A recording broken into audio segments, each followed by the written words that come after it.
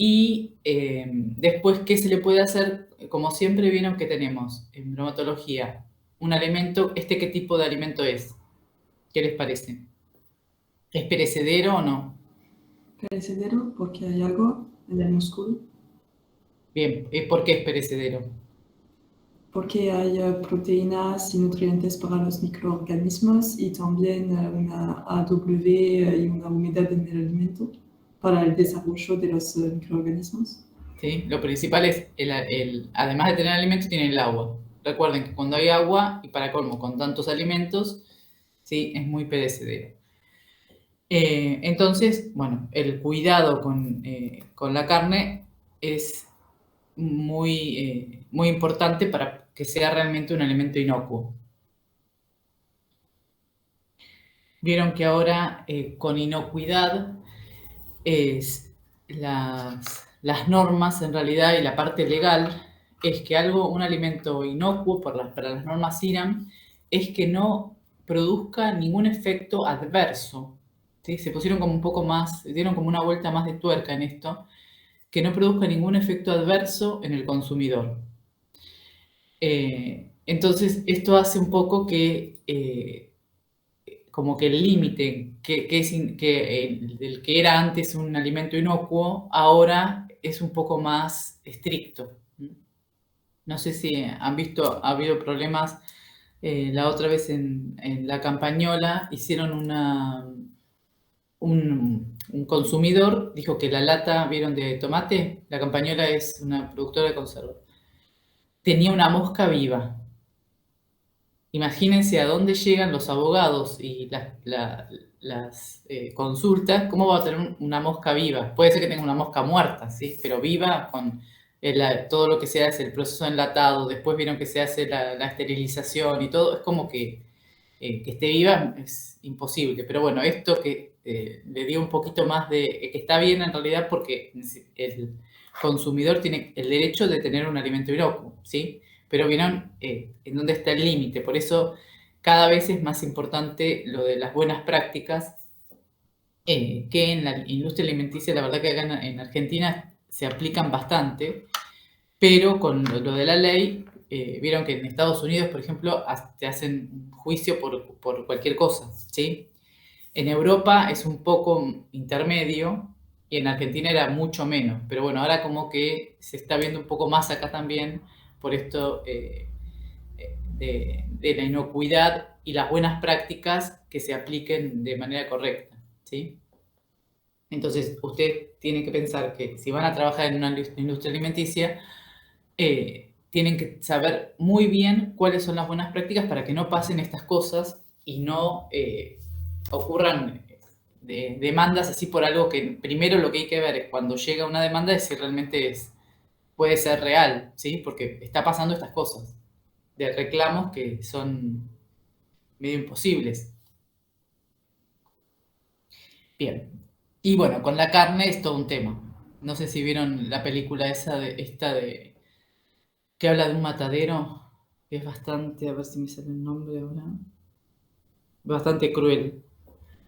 Me la he ido. ¿Eh? Yo la vi por bromato, pero la verdad es horrible. Las cosas que se hace con la carne, las que se pueden hacer con la carne para venderla y que uno no se dé cuenta, ¿sí? Entonces con la carne es bastante, bueno, si después si me acuerdo, les digo, les paso el nombre. Bien, entonces, ¿qué es la carne? En realidad es un tejido muscular, ¿sí? Es la parte solamente de tejido muscular, que lo que tiene muy importante es lo que decía Camil de las proteínas y los lípidos, el valor biológico que tienen esas proteínas y esos lípidos para el cuerpo humano. Se puede obtener tanto de bovinos, ovinos, caprinos, porcinos y aviar. Todo esto está permitido por el código. Conejos, ¿sí? Y otros de origen marino. Eh, cuando establece también el código las edades, ¿sí?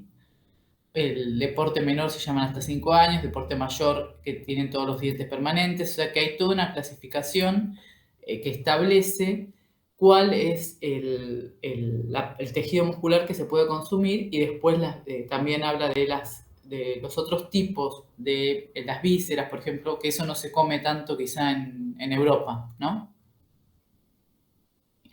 Ustedes chinchulines y eso no comen, ¿o sí? No sé porque soy vegetariana y no sé qué comen. No sabes ni, Entonces, bueno, no, pero claro quizá que habías visto a alguien o alguien de tu familia. ¿Todos son vegetarianos? no, Lea no lo es, pero no sé si come en Francia.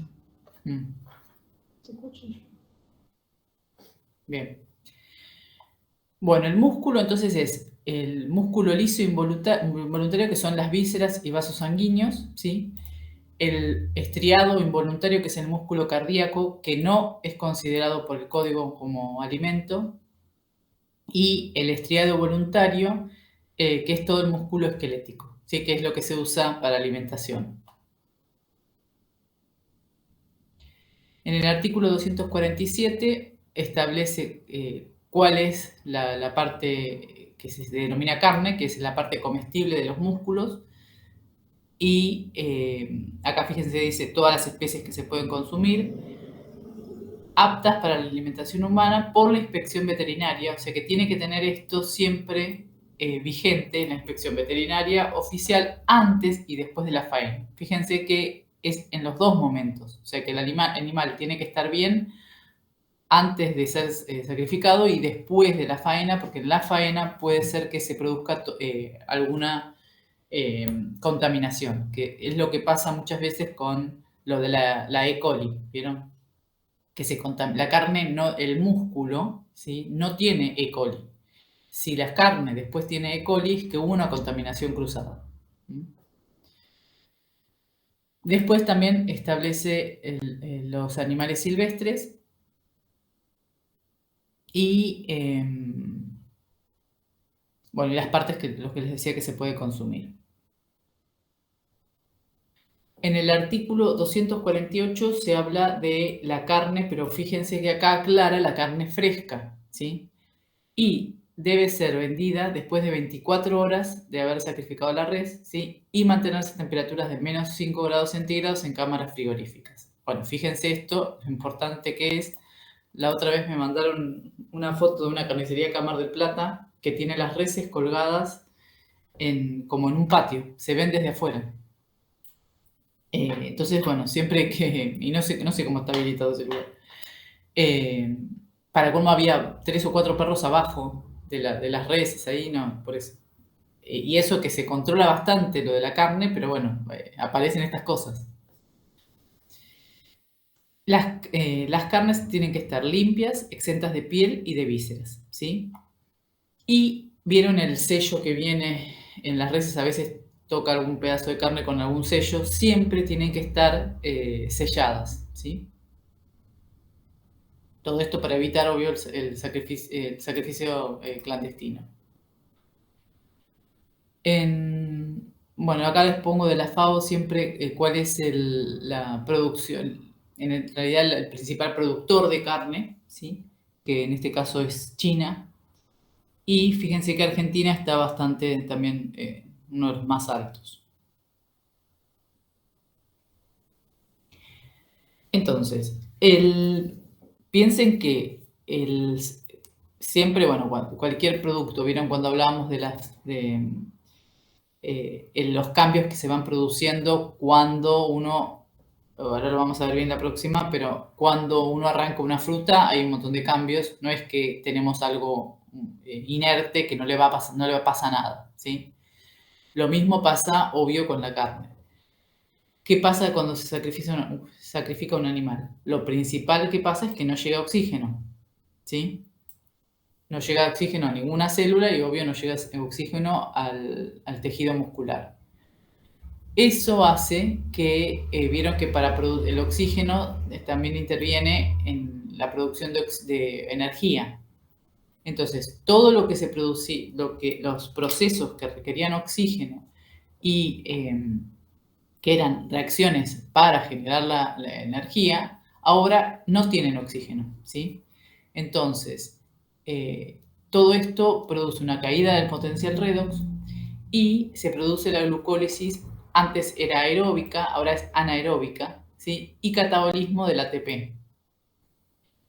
Esto también produce que se origine ácido láctico, ahora vamos a ir viendo bien los procesos. Eso acidifica el músculo y produce un endurecimiento que es el rigor mortis. Después va ocurriendo una disminución de ese endurecimiento y degradación de estructuras por la acción de las enzimas. Piensen que como cambia el pH, fíjense que es lo que vamos viendo siempre. Hay un cambio de pH, hay liberación de enzimas de los lugares en donde estaban y eso va generando degradación de estructuras, ¿sí? Como si hacemos una visión general. En la carne pasa lo mismo. Todos estos procesos van a influir en el color, textura, jugosidad, sabor y aroma, ¿sí? De la carne. Entonces, también va a dar un indicio de la frescura o no y de cómo fue tratada esa carne una vez que se obtuvo.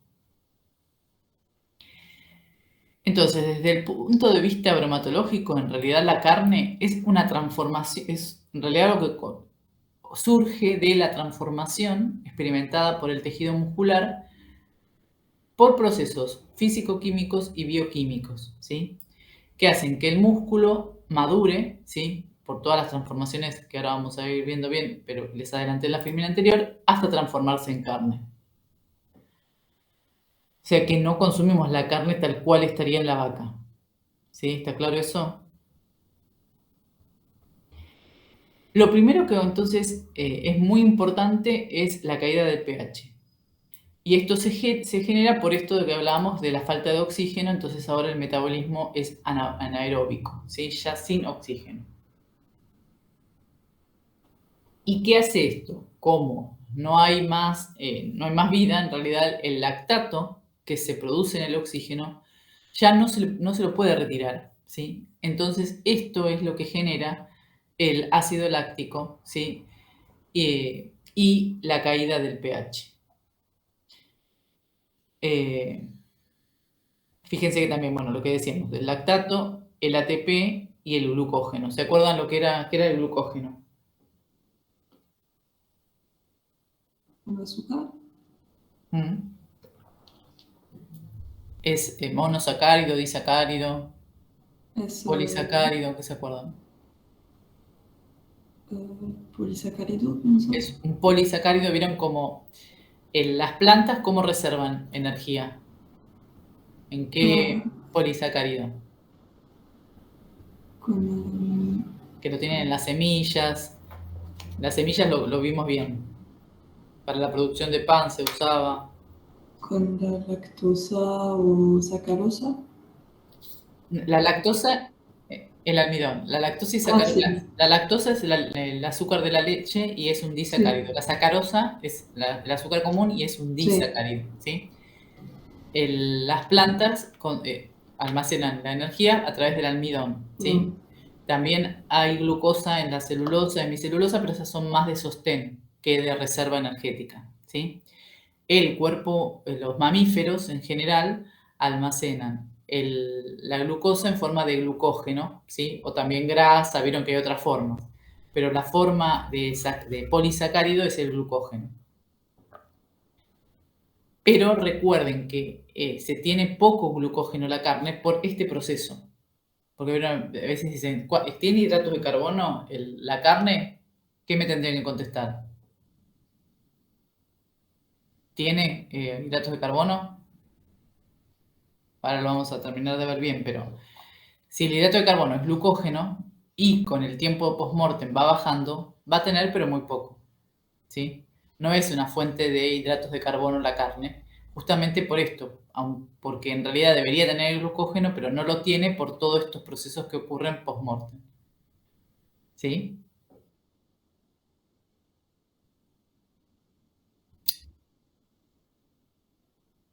Claro, vamos a ver de qué depende el glucógeno también, que lo vamos a ver con las carnes, pero se los adelanto un poco. Depende de la actividad que hizo ese ganado. Si anduvo pastoreando libre o corriendo por ahí por el campo, va a tener mucho menos, ¿sí? Ahora vamos a ver, pero sí, en principio, aunque tenga menos o más de base, digamos, el músculo va a tener mucho más glucógeno recién en el animal que después. ¿Sí? ¿Está claro? Porque a veces es que se dice, sí, no, pero si hay glucógeno, pero muy poco en la carne final.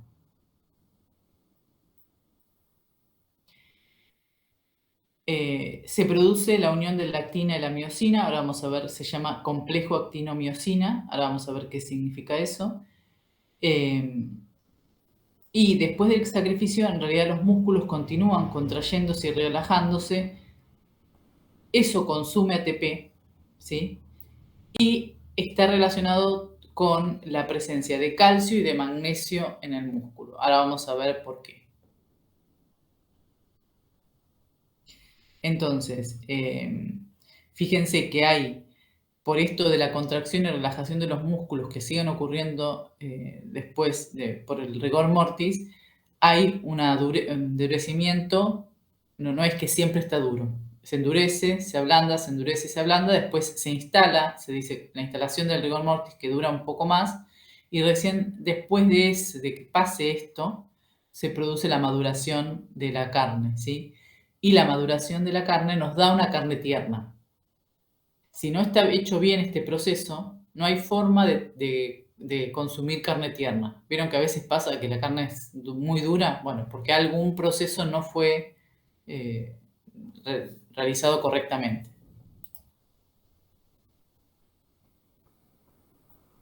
Y todo esto va a depender, fíjense, de la temperatura, ¿sí? En el que se desarrolla todos estos procesos.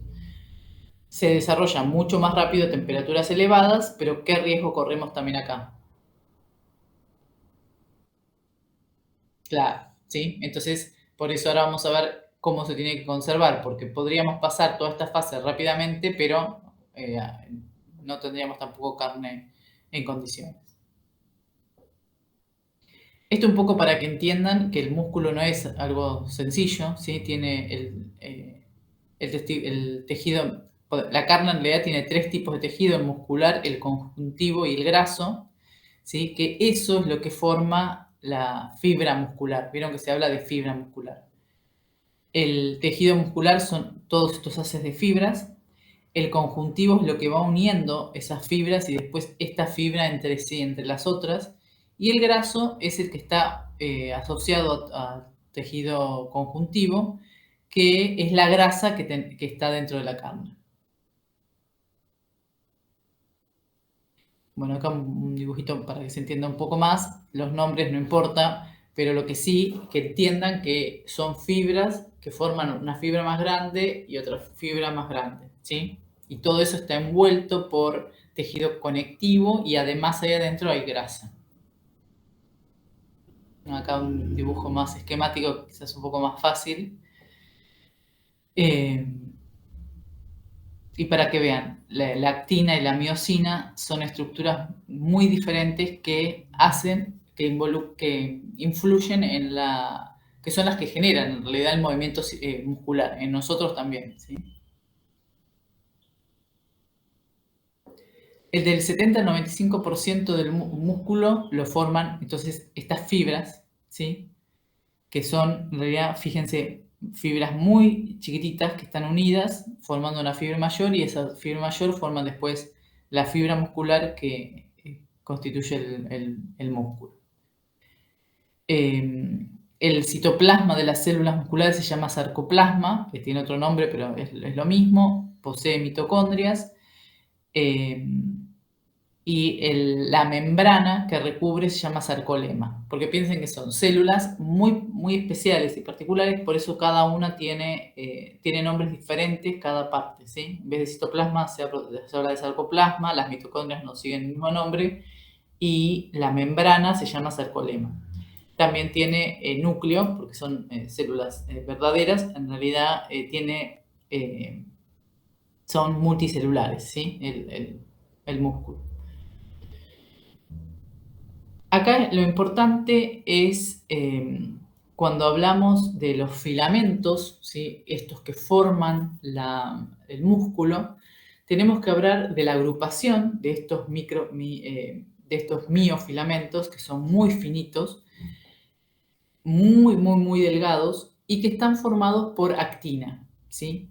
La actina, fíjense, son estas, ¿sí? Las rojitas, forman estas bandas que están todas agrupadas y acomodadas, una bajo la otra, formando las bandas que se llama banda 1. ¿Ven? Esta parte, ¿sí? Que serían estas rositas. Y la banda, después están las agrupaciones de miosina, ¿sí? Que se van alternando entre las bandas. Todo esto forma la banda 1 y la banda A en conjunto, o sea, desde acá hasta acá, que esto se llama banda Z, se forma el sarcómero, ¿sí? No importa tanto el nombre de sarcómero, pero sí que son partes, es como que el músculo está formado por sarcómeros unidos uno al lado del otro. Ahora les muestro una figura para que se entienda un poco más. ¿Esto por qué es tan importante? Porque esto es lo que el sarcómero, o sea, de zona a zona, es lo que hace que se pueda contraer el músculo. Ahora vamos a ver cómo. Entonces, entienden que tienen un tipo de moléculas en esta parte, que es la actina. Otro tipo acá, que es la miosina. Y organizaciones de estructuras que unen eso, que son las líneas las líneas verdes esas, que van como separando el músculo en secciones, ¿sí? Es como que son fibras largas, pero dentro de cada fibra tiene esta estructura. ¿Está claro eso? Acá se los muestro con otra figura, pero fíjense que es lo mismo, ¿sí? Tienen las líneas Z, tienen esta estructura de miosinas y actinas. La miosina tiene, además, dentro de esa estructura, la miosina y la actina tienen estructuras también más complejas. Y la actina está unida a la troponina y a la tropomiosina, formando esta estructura, ¿ven? Como tipo un hélice.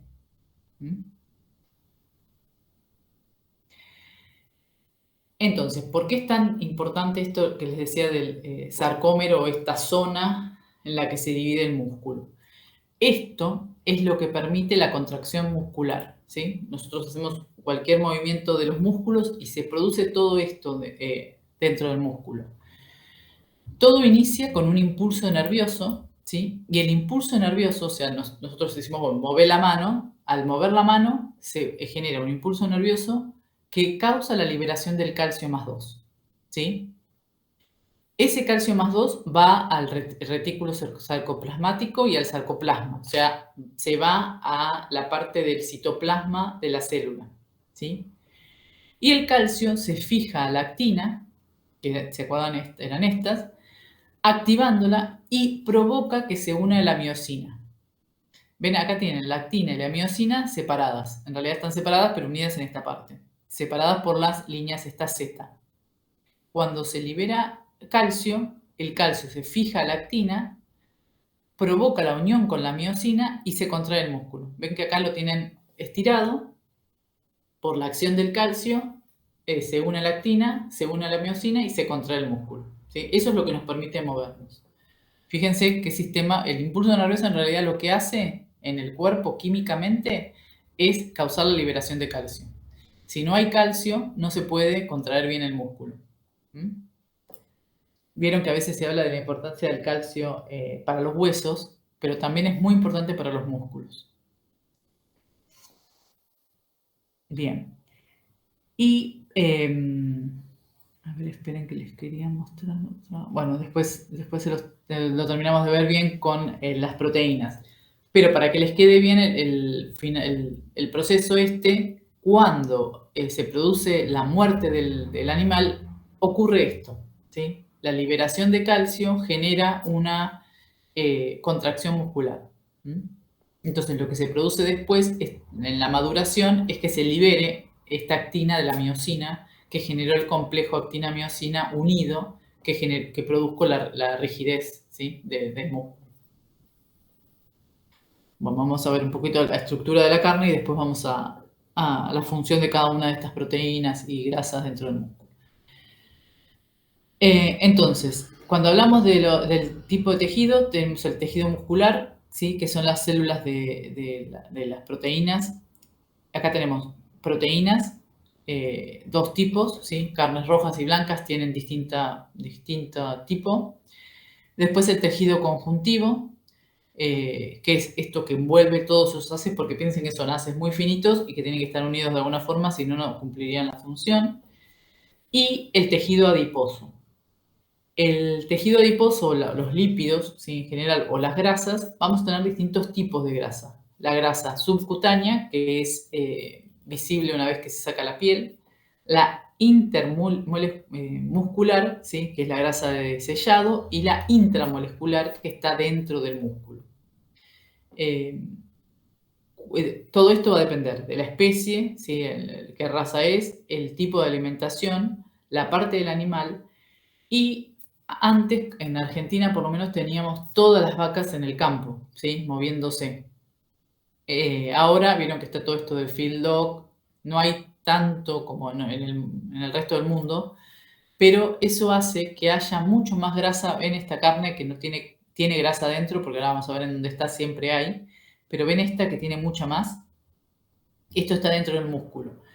Si queremos, por ejemplo, corroborar si es una carne que viene de feedlot o viene de campo, la de campo va a estar más así que esta, ¿sí? Va a depender, obvio, de la parte, ¿no? Del animal también que se consuma.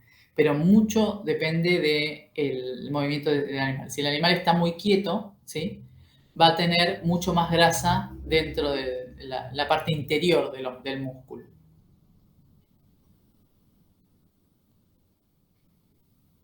Bueno, acá un esquema de lo mismo. Pero bueno, mostrándoles que además va a haber arterias, venas, ¿sí? Los nervios, eso va a estar dentro del tejido.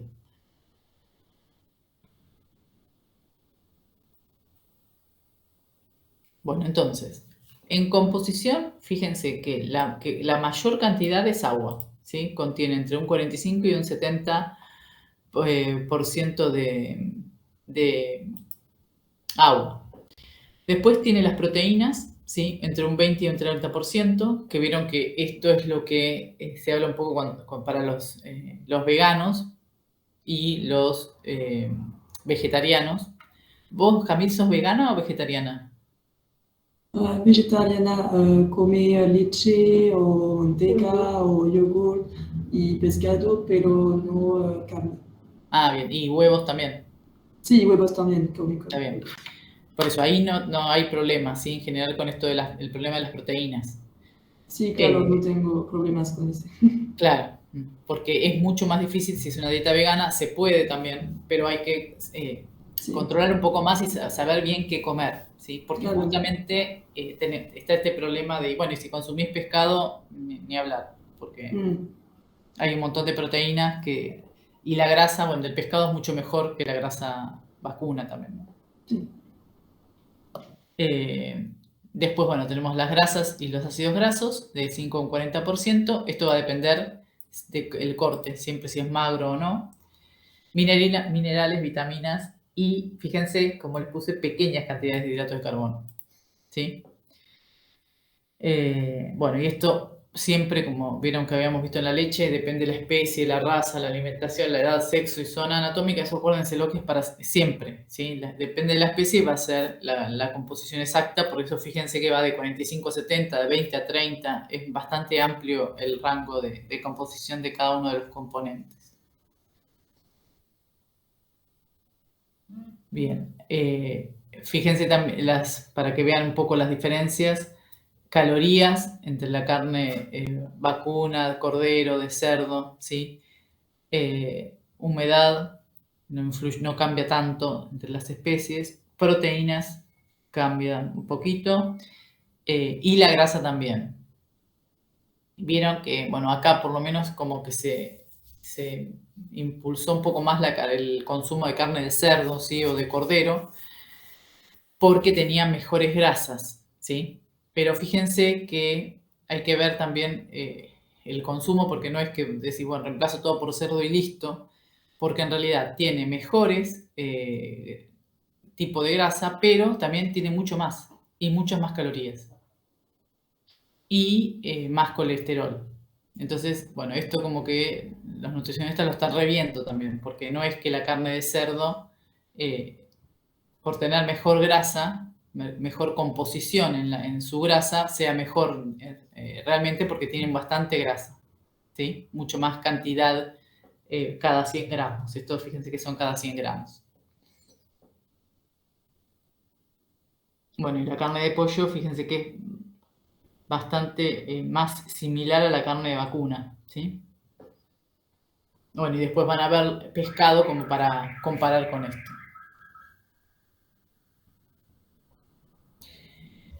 Entonces, las proteínas tienen entre un 20 y un 30%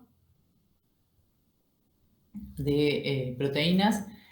Cantidad y calidad va a depender otra vez de la especie y la zona, pero en todas, no importa de qué especie sea, el valor biológico es muy bueno, ¿sí? Al igual que el valor biológico del pescado. Acá lo podemos incluir. Y tiene mejor valor, mejor, nutricionalmente es mejor si es más magro, o sea, relacionado esto con las grasas también. Es fuente de lisina, tiene pocos azufrados, pero bueno, el pescado, por ejemplo, aporta un poco más de azufrados. Entonces, por eso está bueno esto, vieron, de la dieta combinada, ¿no? O la dieta mediterránea, que también incluye más pescado todavía. ¿Ustedes, chicas, consumen tipo de dieta mediterránea o en Francia no es tan popular eso? Es más para España e Italia. De tipo es venda como ¿cuál es ese tipo? Porque mediterráneo, ¿tu connais? Y No, la dieta mediterránea tiene más frutas, mucho pescado y es más en la ciudad que están próxima del mar. del mar, claro, Mm, pero en los otros lugares hay un montón de vegetarianas como mí, o hay otras personas que comen más carne que pescado porque el pescado es menos fresco en el centro de Francia. Ah, Y claro. comen más carne porque hay más eh, explotación de carne y de animales. Mm, Pero en el mar, aproxima del mar, hay más pescado fresco y es acá que comen más pescado. claro, está bien. Bien. Después entonces teníamos si vamos a clasificar las distintas zonas, vieron que vimos la parte de las fibras, la fibra muscular o la parte del tejido conjuntivo o conectivo. Esto tiene distintos tipos de proteínas. La parte de las miofibrillas, vieron que ya vimos qué proteínas tenían, la miosina y la actina, que eran muy importantes para la contracción y relajación del músculo. Y después tienen las proteínas reguladoras que tienen una función importante en esto, colaboran en la parte de la contracción, ¿sí? Y además en toda regulación de otros tipos, como por ejemplo temperatura, intervienen en otro tipo de regulación. Y en el tejido conectivo está el colágeno, la elastina y la reticulina, que son esas, vieron que es lo que me permite mantener el músculo, todas las fibras para formar esa fibra muscular unidas, pero tienen que ser elásticas. Vieron lo famoso del colágeno, la elastina y la reticulina para toda la parte de la piel también, ¿sí? Y después están las proteínas sarcoplasmáticas, recuerden que son las proteínas del citoplasma, que son la mioglobina, la catepsina y las enzimas de la glucólisis, ¿sí? Todas estas son solubles en agua y tienen que estar en el citoplasma. Si van pasando de una célula a otra, pasan a zonas extracelulares, van a tener estos inconvenientes de tener proteínas en lugares que no deben estar, ¿no? ¿Entendieron? Entonces tenemos tres tipos de proteínas diferentes en las distintas zonas principales, ¿no? Las proteínas de la carne tienen alto valor biológico, lo que dijimos por los aminoácidos, pero además tienen alta digestibilidad. O sea que vieron que no importa solo lo que consumimos, sino que pasa después adentro, ¿sí? Si no es muy digerible, no va a servir como fuente de nutrientes tan eficaz como aunque tenga un valor biológico altísimo. Recuerden que hay que mirar todas esas cosas. Y bueno, es muy importante el contenido de lisina que tiene. Acá les puse el contenido de algunos aminoácidos. Entonces, en cuanto a las proteínas, las distintas partes tienen distintos tipos de proteínas. Esto para que quede, fíjense que es bastante complejo también. Vieron que la leche era complejo, bueno, el músculo es todavía más complejo y tiene distintos tipos de proteínas en las distintas partes. En cuanto a la grasa, va a variar según la especie y la parte del músculo también que tengan. Cuando se habla de la carne magra, esto también se usa en pescados. Si vieron que hay pescados que son más magros o más grasos, en la carne, cuando es menor del 10%, es carne magra y entre un 20 y un 25 son las más grasas, ¿sí? Fíjense que la vaca va en el intermedio, ¿sí? Y el cerdo, cordero, están entre los más grasos. Aunque tenga mejor calidad de grasa, tiene mucha más grasa que la vaca. Bueno, ¿y en dónde va a estar? Como les había anticipado un poco en la filmina anterior, sí, en la intermuscular o intramuscular, ¿sí? Esto recibe el nombre de veteado o marmorizado, o sea, cuando la grasa está dentro del músculo, ¿sí? Es como la grasa intramolecular, que es lo que yo les decía, el marmorizado aumentó con esto del feedlot, o sea, la forma en que están las vacas antes de que son criadas las vacas, ¿no? La grasa te da un cierto también aspecto a la parte sensorial, ¿sí? Está relacionado con esto de la aceptabilidad de la carne. Su concentración y composición va a determinar entonces textura, jugosidad, sabor, aroma y color, ¿sí? Que también esto influye no solo en la carne así como está cruda, sino todos los procesos que ocurren dentro de esa grasa cuando se cocina, ¿sí?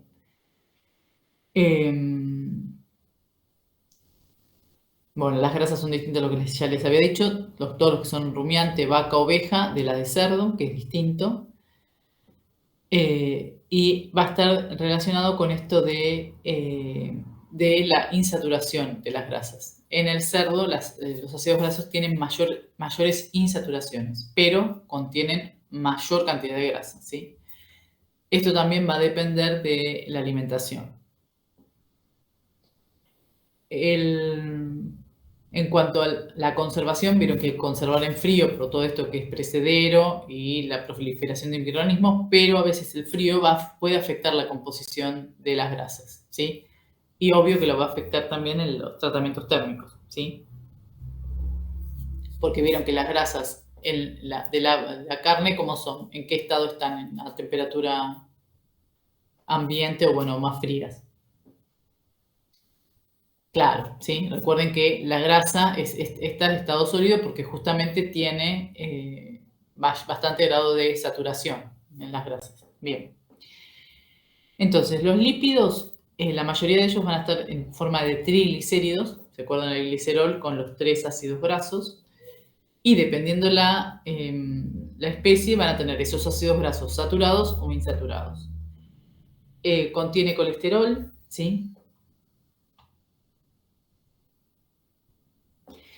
Y en cuanto a los hidratos de carbono, lo que decíamos, la cantidad es insignificante, excepto el hígado, que el hígado sí es el que guarda un poco más de glucógeno, que puede llegar, fíjense, a un 6%. Igual es poco, ¿sí? Para hacer los números que se manejan de los otros componentes. Y bueno, para colmo, el glucógeno es mucho menor por esta cuestión de la maduración de la carne y el proceso que va ocurriendo. Entonces, el contenido de glucógeno va a depender de la forma en que fue criado, o sea, qué pasó antes del sacrificio y la maduración. Todo esto va a estar relacionado con el pH, ¿sí? Bien. Minerales, tenemos hierro, fósforo, ¿sí? Que es lo más importante en la carne. Después hay zinc, magnesio y manganeso y no contribuye con grandes cantidades ni de calcio ni de potasio, a pesar de que el calcio, fíjense que interviene en esto de la contracción y relajación del músculo, pero no va a hacer demasiada la cantidad que proporciona. Porque en realidad para este proceso se necesita poco calcio, ¿sí? El proceso de la unión con la miosina y la actina. Vitaminas, complejo B,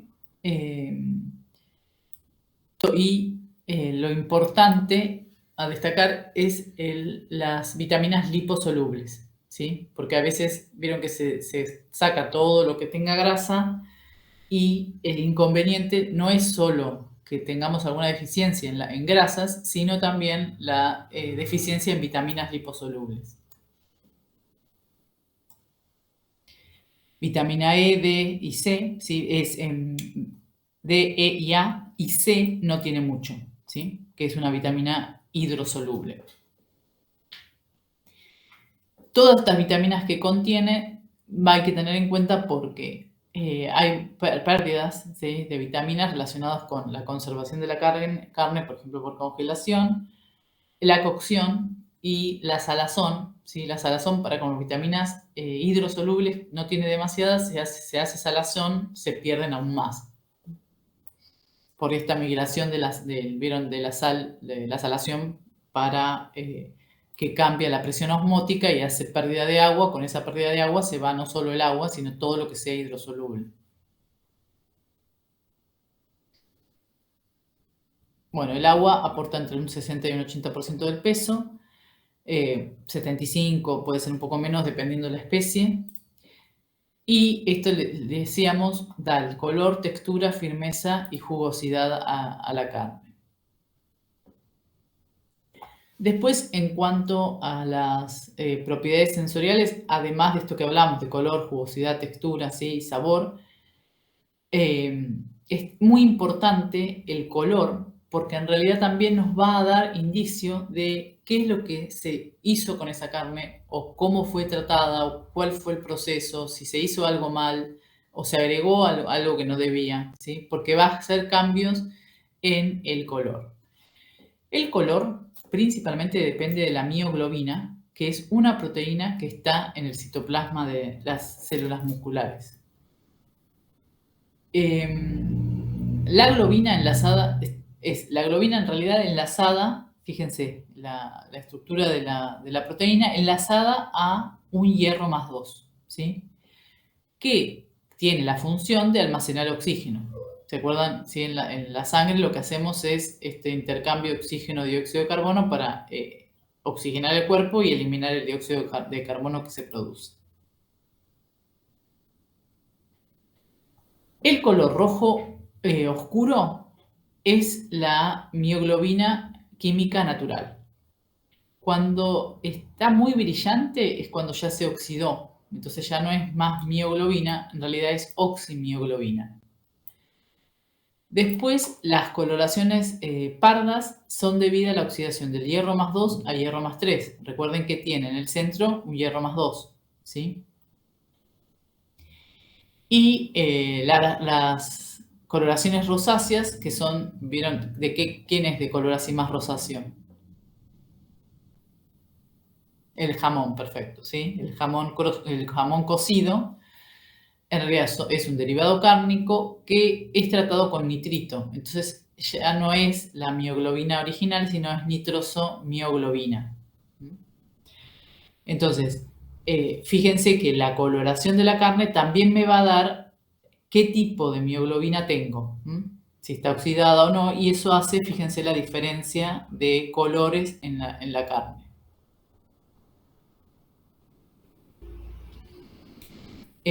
También va a estar relacionado con esto la jugosidad, ¿sí? Porque la que retiene en realidad el agua son las proteínas, ¿sí? Entonces, si esas proteínas pueden retener más agua o no, va a dar una cierta jugosidad que se va a sentir al consumir la carne. La cantidad de agua que pueda quedar retenida va a estar relacionado con esto de las proteínas, pero además con el tipo de especie y la edad del animal, el pH, ¿sí? Porque piensen que el pH va a cambiar también la estructura de esa proteína, la glucólisis post-mortem, ¿sí? O sea, esto que ahora vamos a ver qué le pasa al glucógeno, los procesos que hagamos de enfriamiento, si son rápidos o cortos, ¿sí? El almacenamiento, a qué temperatura se almacenó y los tiempos a los que se almacenó, la grasa que contenga ese músculo, qué tipo de parte sea del animal y el tamaño, ¿sí? También del corte. Entonces, todo esto además va a estar influenciado si, por ejemplo, se agregan sales, ¿sí? Que van a aumentar si se agregan sales, va a aumentar la retención de esta agua, ¿sí? Debido justamente a la formación de un complejo entre la sal y las proteínas.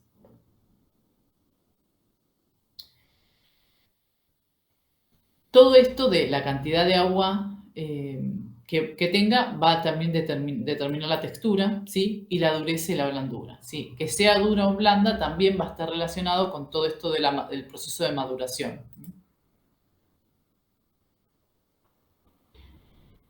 Lo que se hace con las carnes es un tratamiento con calor, justamente para aumentar, disminuir esa textura más densa y que sea más tierna la carne. Cuando se aplica calor va a influir en las proteínas, ¿sí? En las grasas y también va a producirse transformaciones en el colágeno, ¿sí? Que es lo que mantiene unida, piensen, todas las fibras, entonces estaban formadas por fibrillas que estaban unidas por el tejido conjuntivo y el tejido conjuntivo tenía colágeno. Durante la cocción se produce una transformación de ese colágeno en gelatina, lo que hace que sea también más tierno. O sea que no solo influye la dureza de la fibra que forma las fibras chiquitas que forman la fibra grande, sino también el tejido conectivo que está uniendo esas fibras. Bueno, acá tienen los distintos cortes. Entonces, vamos a ver bien detenidamente qué es lo que le pasa. Ahora sabiendo cuáles son los componentes del músculo, todas las transformaciones que producen esto que vimos al principio de la clase. Entonces, una vez en el momento de la muerte del animal, se interrumpe el proceso, el ingreso de oxígeno, ¿sí? Esto hace que la glucólisis ya sea aeróbica, deje de ser aeróbica, ¿sí? Para transformarse en aeróbica. O sea, al interrumpirse el aporte de oxígeno, que era lo que permitía la glucosis aeróbica, deja de serlo. Comienzan a agotar todas las reservas de ATP y fosfocreatina, que son los que, recuerdan que el ATP es la forma de almacenar la energía, ¿sí? de las células en general. Continúa entonces esta glucólisis anaeróbica que produce la formación de ácido láctico. Al producirse cada vez más ácido, esto hace que descienda el pH, ¿sí? Y al descender el pH hay inhibición de las enzimas glucolíticas porque alcanzan justamente el punto isoeléctrico. El cambio en el pH va a depender de la especie. Fíjense que el vacuno va a más o menos 5,5, el pescado es un poco más alto el pH, alrededor de 6, y el pollo también un poco más alto que el vacuno. Todo esto, este proceso, hace que se dispare el sistema de regulador de calcio. Entonces, el calcio se libera.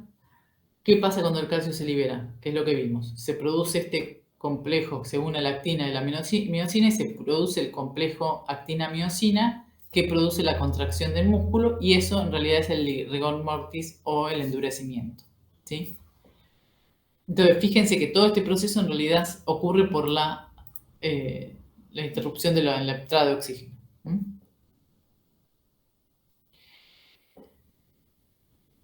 ¿Cuándo y cómo se instaura ese rigor mortis? Va a estar afectado por el estrés antes del sacrificio. ¿Qué es esto? Vamos a tener dos tipos de carnes, que en realidad el nombre viene del inglés, las PSE y las DFT. Las PSE, que son más pálidas y más blandas y más exudativas, las DFT son más secas, más firmes y más oscuras. Fíjense acá los colores.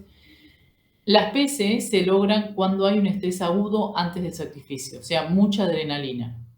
La adrenalina lo que hace es estimular la glucólisis anaeróbica, ¿sí? Antes de que se produzcan todos estos procesos, en vida, digamos, del animal. Eso hace que el pH del músculo antes de la muerte ya sea bastante bajo, es 5,5, ¿sí? Eso produce un deterioro de la mioglobina y produce este tipo de carnes, ¿sí? Como ya hay un deterioro de la mioglobina, que era la del color, las carnes son mucho más rosas y más claras, ¿sí? En las otras, las carnes de FT, antes del sacrificio, lo que ocurre es que hubo un ejercicio excesivo del animal. Entonces, en este caso no tiene adrenalina como este, pero agotó todo la mayoría del colágeno que tiene, del glucógeno, perdón, que tiene. Como no tiene glucógeno, el pH final de esa carne va a ser mayor que 6, ¿sí? Porque no se puede producir el ácido láctico para disminuir el pH. Entonces, esas carnes, perdón, van a ser más oscuras, ¿sí? Y más firmes, más duras, porque justamente no hay tanto ácido dentro de la carne, ¿sí? Todo esto, entonces, está, fíjense, relacionado con la caída o no de ese pH. Según lo que se hizo con la carne, si no se hizo ni un sacrificio, si no hubo estrés o ejercicio, va a estar la carne normal, que es la del medio, ¿sí? En la caída del pH. En cambio, en las otras, la caída de pH es muy diferente. Y esto, además, va a influir en la capacidad de retención de agua de esa carne. Acá, no sé, ven, por eso esta tiene baja capacidad de retención de agua y esta alta, ¿sí? Elevada o normal. Vieron que hay carnes a veces que se nota si están más viejas o esos que empiezan a exudar carne, que están a veces las venden en una bolsa y tienen mucha agua, ¿sí? Eso no es normal, no tiene que exudar tanta agua. Eso es justamente por algún problema en el pH.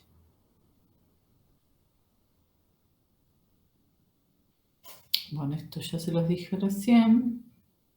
Entonces, todo esto va a estar relacionado con el descenso del pH, pero no solo a qué pH se llega, sino también a la velocidad, ¿sí? Ven que cambia diferente el pH con el tiempo según el tipo de carne de la que estamos partiendo.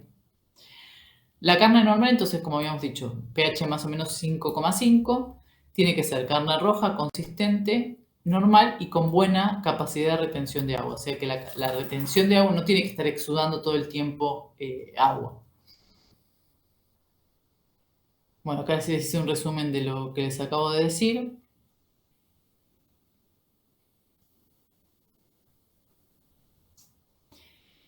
En general, las carnes PSE no están aceptadas, ¿sí? Por el consumidor porque tienen este color muy rosa blanco, muy rosa clarito, y a veces estas retienen mucha agua, entonces tienen mucha agua cuando uno la corta ya lo nota. Y esta no tiene tantos problemas en la sensación, ¿sí? Que se tiene cuando se consume, pero puede tener problemas de estabilidad y seguridad alimentaria. Esto va a depender todo de después también cómo se almacenó, ¿no? Esa carne.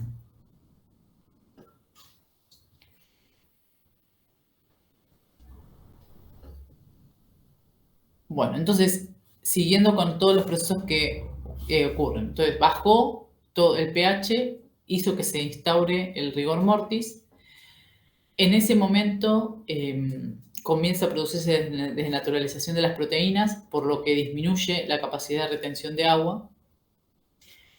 Y comienza ahí el proceso de maduración. Se consume todo el ATP que tenía, ¿sí? Se produce desnaturalización de las proteínas, las sarcoplasmáticas y las miofibrilares.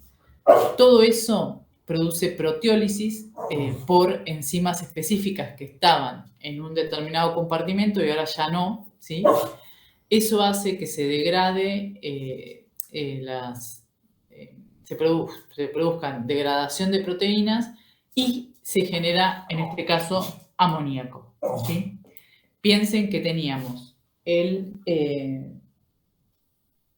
acidificación de la carne, ¿sí? Se generó el rigor mortis. Ahora se genera amoníaco, entonces, ¿qué pasa? Es una base. ¿Qué va a pasar con el pH? Va a subir, ¿sí? Entonces, ahí comienza a producirse una elevación del pH. La elevación del pH, ahora lo que va a hacer es, ¿vieron los discos Z que mantenían la separación, que mantenían unidas las fibras? Esos se empiezan a desintegrar. Y eso era lo que mantenía unido la actina a la miosina, ¿sí? Formando este complejo actino-miosina que era el rigor mortis, que generaba el rigor mortis. Con la desintegración de los zetas y cambios en comienza a producir cambios en este complejo actina-miosina, que lo que hace es que comience a producirse este ablandamiento del músculo, ¿sí?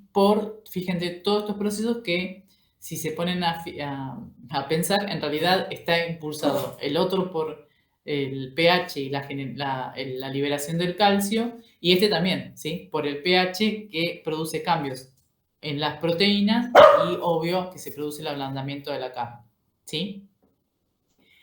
Entonces se dice, cuando se produce esto, hay un ablandamiento y se habla de la resolución del rigor mortis, o sea que ya la carne deja de estar en rigor y es una carne madura, que es una carne blanda. Espérenme un segundito.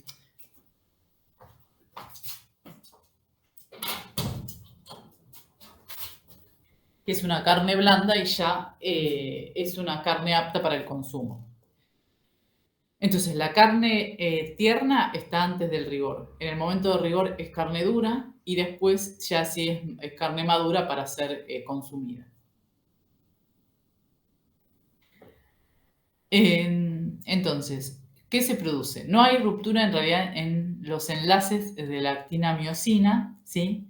Pero sí esta cuestión de, como no tenemos más las líneas Z que lo unen, se empieza a romper esa estructura, ¿no? Pero sí hay hidrólisis por las enzimas proteolíticas.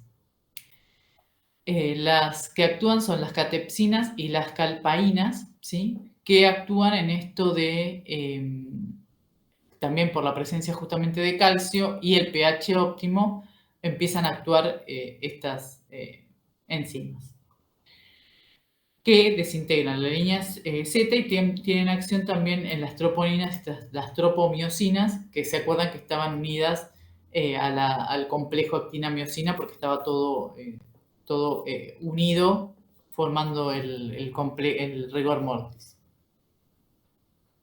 Durante este proceso, piensen que antes estaba todo así duro, ahora empezaron a reaccionar por el pH, cambiar enzimas, algunas proteínas se desnaturalizan, otras empiezan a tener su actividad enzimática. Hay que tener mucho cuidado con la proliferación de los microorganismos y la oxidación, ¿sí? Cuando empieza a ocurrir todo esto desencadenante de un montón de reacciones, también van hacia la maduración, pero también pueden ir al deterioro de la carne. Entonces, por eso tiene que estar envasado en frío, ¿sí? Puede ser envasado al vacío también. A veces vieron que viene al vacío piezas más grandes, en oscuridad y refrigeración, sí o sea que el proceso de maduración no puede ocurrir a temperatura ambiente, porque Primero que va a ser mucho más rápido y además puede ocurrir la contaminación de la carne. Bueno, acá les dejo un grafiquito con esto del pH que les decía. Vieron que baja, se mantiene en alrededor de 5 y después comienza a subir, ¿sí? Por esto de la generación del amoníaco, que, bueno, todo esto influye también en la capacidad de retención de agua de esa carne, ¿sí? Uy, perdón. Que está relacionado entonces la capacidad de la retención con el pH. Y esto, bueno, lo que les había dicho. Como un resumen de lo que vimos antes.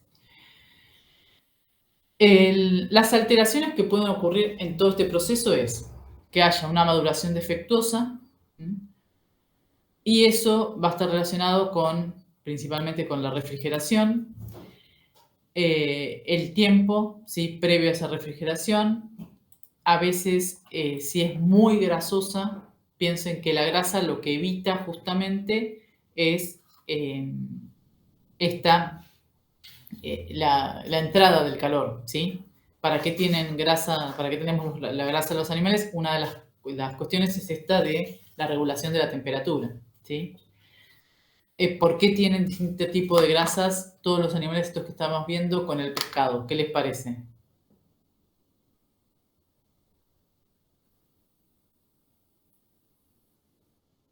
Claro, ¿sí? Entonces, no es que la composición es porque sí, ¿sí? Todo tiene la razón. También esto de las grasas insaturadas o saturadas, es el tipo de grasa que tienen, si está más fluida, sí o no, también está influenciado por el hábitat en donde vive el animal. Después, bueno, está influenciado también por el retraso de la visceración o deshuello, ¿sí?, que tiene que ser lo más rápido posible. Y ya puede ocurrir. Esto entonces es por maduración, una alteración por maduración defectuosa, que en realidad es por la intervención inadecuada, ¿sí? O puede llegar a la putrefacción, que esto es porque de alguna forma intervienen ya las bacterias, ¿no? Que va a haber siempre, lo que pasa que, bueno, hay que controlar la cantidad. Va a haber siempre, pero recuerden esto que hablamos, que según el tratamiento posterior, almacenamiento, transporte y cómo se trata durante el faenado, puede llegar a tener bacterias que en realidad no estaban en el músculo, ¿sí?, que estaban en alguna otra parte de la vaca, como por ejemplo la E. coli o el Clostridium, ¿sí?,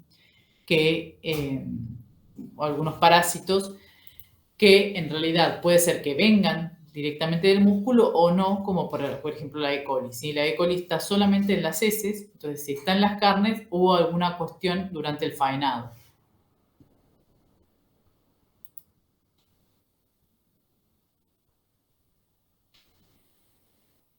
La estabilidad, bueno, como vimos al principio, es un alimento perecedero por tanto la composición química como por el contenido de agua. En realidad, la cantidad de microorganismos que tendría en el músculo no es tan alta, pero sí después, por todo esto de la manipulación, el faenado y todos estos procesos de maduración que se produce, se contamina muy fácilmente porque en realidad es un medio muy apto para microorganismos. No tenemos en ningún lugar algo estéril, ¿sí?, en el medio ambiente. Y esto de la contaminación de otras partes del vacuno también, ¿no? Bueno, y como venimos viendo, también, por ejemplo, lo vimos con la leche, que hacíamos manteca o hacíamos un yogur o ¿sí?, otros productos para mantener ese alimento perecedero un poco más fácil, ocurre lo mismo con la carne, ¿sí? Se aplican técnicas para disminuir la proliferación de microorganismos, reacciones químicas, fenómenos físicos también que ocurren, y todo lo que está relacionado con las reacciones enzimáticas. Todo esto entonces que requiere, como vemos siempre en todos los temas, buenas prácticas de manipulación y de manipulación en general, ¿no? Tanto desde la crianza de esa vaca y todos los procesos hasta el transporte, ¿sí?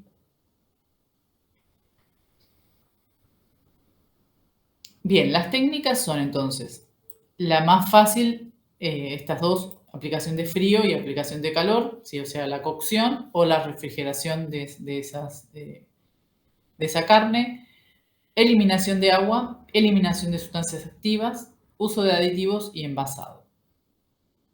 Entonces, bueno, acá en bromato recuerden que vemos muy por arriba esto después se ve en las materias que siguen de todo el procesamiento de los alimentos, pero está bueno que tengan, aunque sea una visión de lo que se le puede hacer a la carne. A la aplicación por métodos de físicos, un ejemplo es uno de los que se puede aplicar es el calor. Tiene como finalidad la destrucción de microorganismos, inactivación de enzimas y desnaturalización de proteínas. Entre ellas podemos tener el escaldado, ¿sí? Que es un blanqueo, la cocción, ¿sí? Cocciones más severas, que acá ya empieza a afectar, recuerden que cuando aplicamos más calor empieza a afectar el valor nutritivo. Puede haber pasteurización y esterilización, que eso va a depender de la temperatura que se aplique y el tiempo. Radiación, ¿sí? Por microondas o infrarrojos. Deshidratación, que lo que hace es, al disminuir la cantidad de agua que tiene, lo hace menos perecedero. Se puede hacer secado al sol o de secación con aire caliente. Estos dan texturas bastante diferentes, el tipo de secado que se hace. Después, bueno, el frío, esto es como imprescindible siempre, una vez que se hace el faenado de las reses. Recuerden que en general la aplicación de frío, ¿qué me hace? Me elimina microorganismos o frena el crecimiento. Lo frena. Recuerden esto siempre, ¿sí? Porque a veces se cree que porque lo pongo en la heladera no va a tener, ¿sí? No es que no tiene. Y bueno, hay que tener en cuenta que hay microorganismos que son que alteran mucho el alimento, ¿sí? Después también va a tener efecto en las enzimas, que obvio tampoco son inhibidas, pero todas las reacciones, recuerden que ocurren a menor velocidad si está en frío, pero también puede ocurrir desnaturalización de las proteínas por el cambio de la temperatura, que eso también me puede perjudicar después en la parte organoléptica, ¿sí? O ver el pescado, vieron, de color ya más pardo. Esto es justamente por la mioglobina que cambia a metamioglobina en el color más pardo. Y recuerden que tenemos la refrigeración entre 1 y 8 grados y la congelación que es por debajo de 0 grados. En la congelación se detiene ahí sí la maduración, ¿sí? Pero en la refrigeración no, hay una disminución de toda la parte metabólica, digamos, en general. Y recuerden lo mismo que habíamos visto de esa refrigeración, depende si es lenta o rápida, va a producir distinto tipo de tamaño de cristales y el tamaño de cristales entonces va a estar relacionado después también con la textura que tenga la carne, ¿sí? Recuerden que si tengo cristales muy grandes van a poder romper células que va a hacer que se pongan en contacto enzimas y sustratos que antes no estaban en contacto y va a producir quizá reacciones de deterioro mucho más rápidas que una cristalización en la que obtengo cristales más pequeños, ¿sí? Que al descongelar no me producen cambios tan significativos dentro del producto. No se nota tanto, digamos, que fue congelado. Esto, recuerden que la congelación rápida va a temperaturas bajas, ¿sí? Pero velocidades altas. La congelación más lenta es la que me produce más deterioro en el producto. Después están los métodos químicos, ¿sí? Que recuerden, cualquier químico que yo le agregue a la carne tiene que estar dentro del código y recuerden que estaba todo el artículo de los aditivos, ¿sí? Entre ellos encontramos el curado, que es lo que había dicho Melanie por ejemplo, el jamón, ¿sí? Todo esto se hace para prolongar la vida de la carne por la adición de sales, ¿sí? Sal común, pero también se agregan nitratos, ¿sí? O nitritos, pero todo esto tiene que estar dentro del código porque, bueno, todo el agregado de los nitritos lo que me va a producir es cambios justamente en el color debido a cambios en la mioglobina. Por la acción de nitrógeno se va a producir, del óxido nitroso, la mioglobina se va a transformar en nitrosomioglobina, ¿sí? Y por el calor se produce el color, ¿vieron? Bien característico rosado, ¿sí? De los jamones. Entonces, de los jamones, bueno, también de las salchichas. El contenido de estos compuestos está fijado por el código y tiene que ser de los nitratos menor de 50 partes por millón y de nitritos menor de 200 partes por millón. El problema es que los nitratos son transformados en nitritos por la presencia de bacterias, ¿sí? Entonces, los límites hay que tener bien en cuenta cuál es el contenido de cada uno de estos en los productos, porque como uno se transforma en otro, puede ser que, fíjense que el de nitritos es mucho más bajo que el de nitratos, ¿sí? Que no ocurra que por la presencia de bacterias tenga pasaje de estos nitratos a nitritos y ya no esté dentro de las medidas del código. Y a veces en algunos de estos productos se agrega azúcar, que justamente tengo más cantidad de alimento para las bacterias, entonces esta reacción puede ocurrir más fácilmente.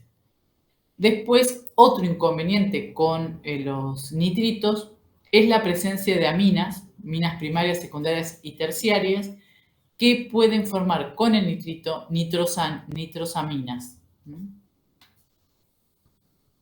Que las nitrosaminas son tóxicas, que están consideradas como cancerígenas, por eso hay que ver qué cantidad tiene, por eso se fijaron esos límites, porque si tiene muchos nitratos, muchos nitritos, aminas, va a generar estas nitrosaminas en estos alimentos, ¿sí? En este tipo de alimentos.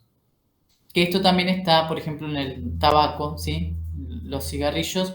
Entonces, todo esto se encuadra dentro de las sustancias cancerígenas para el organismo.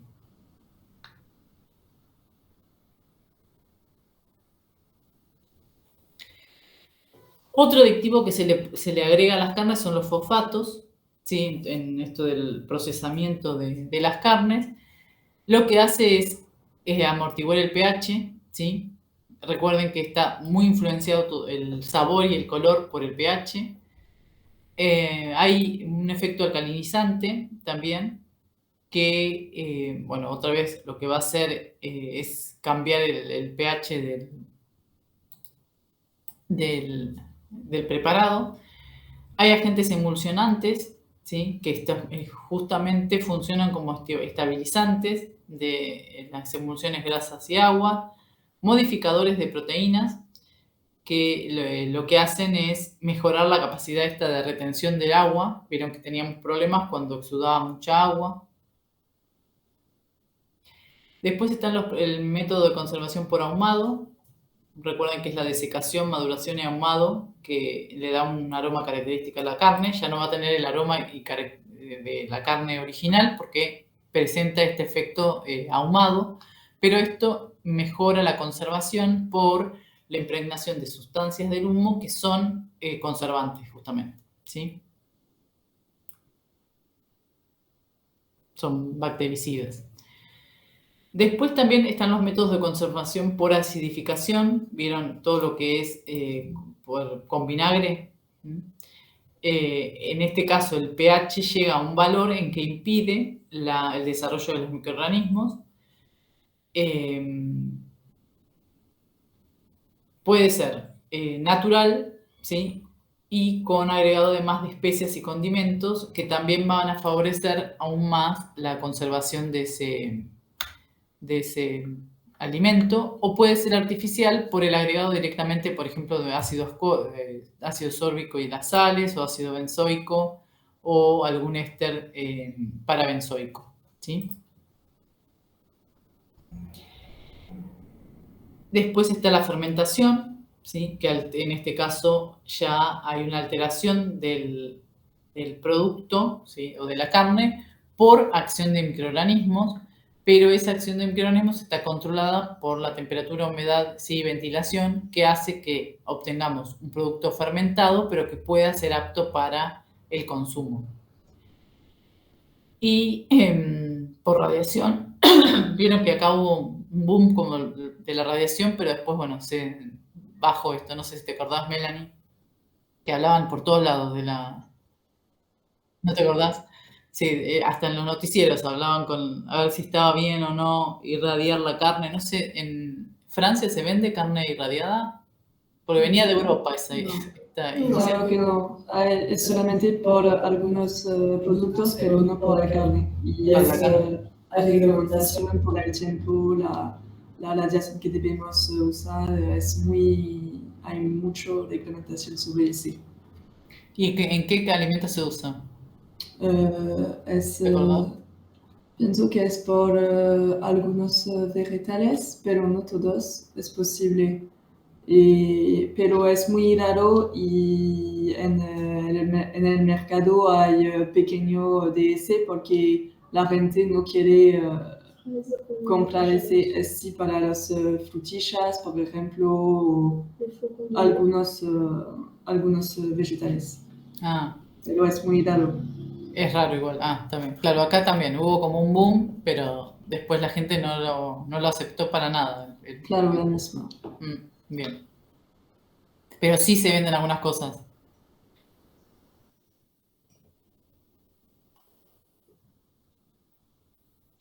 Bien. Y bueno, vieron que está todo el boom de la carne in vitro, ¿sí? Generar el cultivo de células musculares. Ya hay trabajos hace varios años que empezaron a aparecer. Y bueno, que también está todo esto de si llamar la carne, si no llamar la carne. Es lo mismo que lo que hablábamos, ¿se acuerda? Cuando decíamos lo de los veganos que consumen más que nada gluten como un sustituto de carne, ¿sí? Que está bien, es una proteína, pero todo lo que trae con esto de consumir tanto gluten. Bueno, esto lo que se está queriendo es lograr una carne in vitro. Tengo algunos trabajos de estos, si alguna quiere leer un poco más me dice y se los mando. Bueno, entonces acá estaríamos con lo de la carne. ¿Entendieron? Entonces es un proceso bastante complejo todo esto de la actina, la miosina. Se los hice ahí simple, ¿sí? Pero para que entiendan que está influenciado por esto de la presencia de los iones calcio, ¿sí? En el organismo vivo, para que se produzca la contracción, es igual con lo del calcio, pero para que se produzca la relajación tiene que participar el magnesio. Sí. Vieron que hablan tanto de la importancia del calcio y del magnesio en el cuerpo humano, y esto de las contracturas, si uno tiene muchas contracturas, eso también puede estar influenciado por la falta de magnesio. Porque si no interviene después el magnesio para que la actina y la miosina se separen, queda siempre como ahí, no necesariamente el músculo quizá que hacemos fuerza, pero sí el otro tipo, los músculos, por ejemplo, de hombros, espalda, que necesitan entonces el magnesio para que después se pueda producir la relajación. A veces también es cuestión, además de las contracturas, bueno, de esta contracción, a veces está relacionado también con deficiencia de algunos minerales en el cuerpo.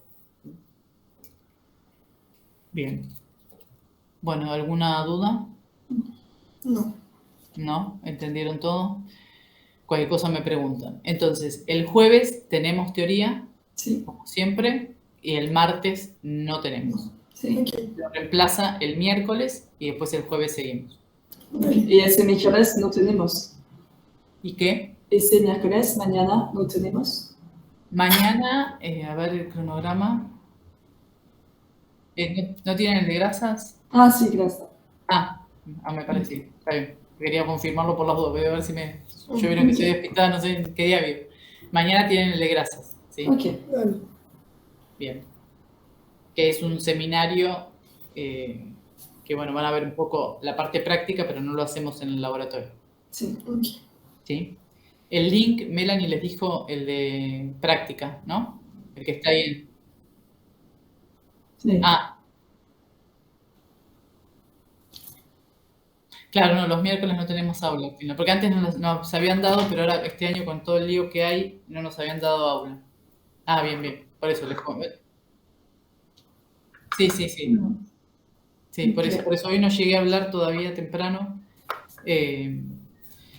Pero bueno, no, hasta ahora no me había dicho nada. Bueno, ahora igual les confirmamos después entonces si es por el link o con el aula, o en Ok. presencial allá.